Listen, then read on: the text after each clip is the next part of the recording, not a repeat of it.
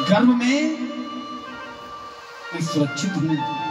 कम से कम यहां परमात्मा मेरा कन्हैया, मेरा ठाकुर रोज मुझे दर्शन देने तो आता है। मैं बाहर आ जाऊंगा, उस कन्हैया की जगत व्यापनी माया मुझे नहीं छोड़ेगी, मुझे भी अपना शिकार बना लेगी। इसलिए पिताजी मैं जानता हूं उस जगत व्यापनी माया से आज तक कोई नहीं बचा, इसलिए मैं गर्भ से बाहर नहीं आऊंगा। वेद व्यास जी महाराज ने कहा, तो क्या अगर इस बात का आश्वासन तुम्हें मिल जाए कि ये माया तुम पर कोई प्रभाव नहीं डालेगी, तो क्या तुम बाहर आओगे? उस सुख के बालक ने, उस तोते के बालक ने, क्योंकि पिंगला मैया के गर्भ में पल रहा है, उसने कहा, हाँ पिताजी, अगर श्री कृष्ण भगवान स्वयं राधा रमण लाल, स्वयं गिरधर गोपाल मुझे आकर आश्वासन दें कि उनकी माया का मेरे ऊपर कोई असर नहीं होगा, तो निश्चित ही मैं जन्म ले लूंगा। महाराज वेद व्यास जी महाराज कृष्ण कन्हैया लाल को हमारे ठाकुर जी को मना कर ले गए। ठाकुर जी ने सुखदेव जी, जो महाराज पिंगला मैया के गर्भ में पल रहे हैं, ये पता है कौन है? ये कोई और नहीं, स्वयं सुखदेव जी महाराज हैं।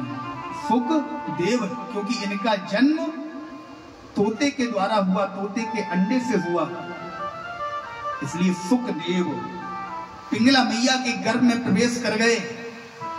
सारा शरीर तो बालक का हो गया, सारा शरीर मनुष्य का हो गया, लेकिन मुख सुख की भांति है, तोते की भांति है।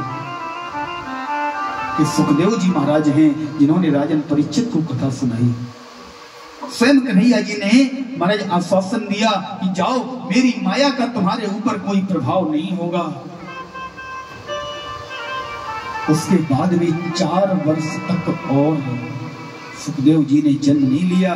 जैसे ही महाराज 16 वर्ष पूरे हुए, सुखदेव जी ने आज मैया पिंगला के गर्भ से जन्म लिया। और जैसे ही जन्म लिया तो क्या हुआ? संत भगवान लिखते हैं कि जन्मत ही जन दुख निरख। महात्मा है सुखदेव जी। जैसे ही जन्म लिया, लोगों के, प्राणियों के दुख को देखा, प्राणियों के कष्ट को देखा, मन में तुरंत एक विचार आया कि मेरा जीवन केवल आज से जन कल्याणार्थ होगा, मानव कल्याणार्थ मेरा जीवन होगा। जन्मत ही जन दुख निरख, नरा लपेटे अंग, भाग चले सुखदेव जी, लगे व्यास जी संग। महाराज सुखदेव जी आगे आगे भाग रहे हैं, पीछे से व्यास जी भागते हुए जा रहे हैं। बोले, पुत्र पुत्र, यम प्रव्रजंत मनुपे तमपेत कृत्यम। बोले, पुत्र रुक जाओ, पुत्र पुत्र पुत्र कहते हुए व्यास जी जा रहे हैं,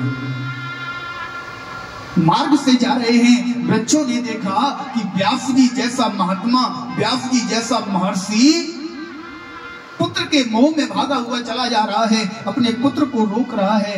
वृक्षों ने कहा, व्यास जी कहां जा रहे हो? कहां जा रहे हो? व्यास जी ने कहा, देखो मेरा पुत्र जिसका जन्म अभी अभी हुआ है,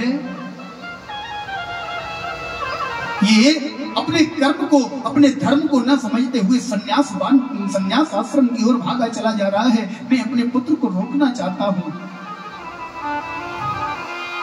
लच्छों ने कहा, व्यास जी आपका एक पुत्र जन कल्याण के लिए जा रहा है, आप उसे रोकना चाहते हैं? हमसे कभी पूछा?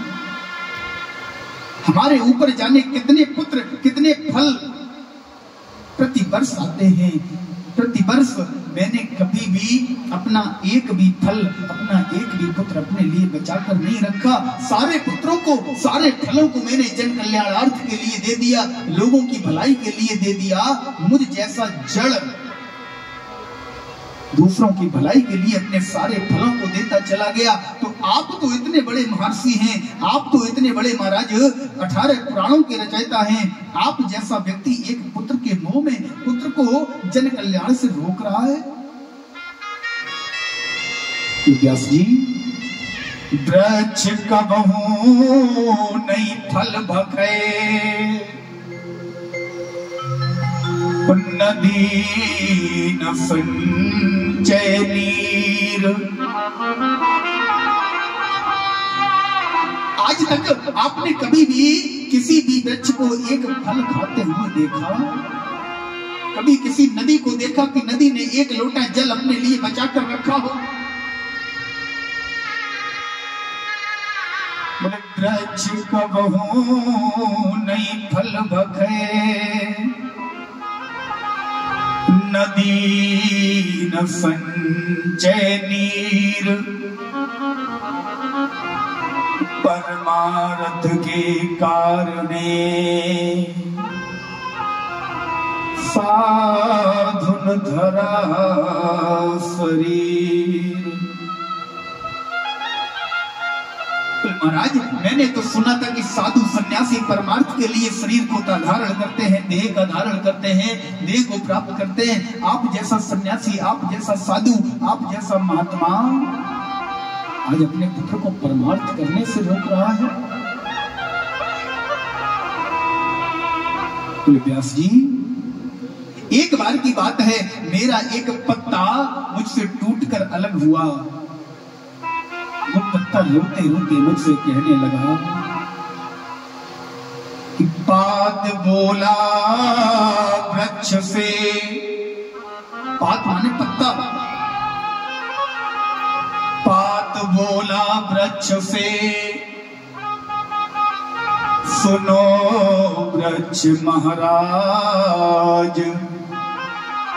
पत्ते को दुख है कि वो अपने वृक्ष से टूटकर अलग हो रहा है। पत्ता रोते हुए कह रहा है, वृक्ष से, पेड़ से कह रहा है कि अब के बिछड़े कब मिले, दूर गिरेंगे जा। आज हमारा और आपका बिछोह हो रहा है, आज हमारा और आपका वियोग हो रहा है। आज के बाद हम और आप कब मिलेंगे? तो वृक्ष ने समझाते हुए कहा पत्ते से कि वृक्ष बोला पात से, सुनो पात मेरी बात। या घर की यह रीत है, एक आवत एक जात। हे पत्ते, तुम मुझसे दूर होकर जा रहे हो, कुछ समय बाद देखना तुम्हारे जैसे पता नहीं कितने नए पत्ते मुझ पर दोबारा से मिलेंगे। इस घर का, इस परमात्मा की, इस लोक का यही विधान है। यहाँ एक आता है तो दूसरा जाता है। वृक्षों ने अनेक प्रकार से वेद व्यास जी महाराज को समझाया, लेकिन वेद व्यास जी महाराज नहीं माने। थोड़ी और आगे गए तो महाराज युवतियों ने वेद व्यास जी महाराज को संदेश दिया, उपदेश दिया।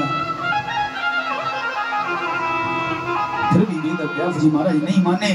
आगे चलकर सुखदेव जी महाराज एक गुफा में जाकर बैठ जाते हैं और गुफा के दरवाजे को पत्थर से बंद करके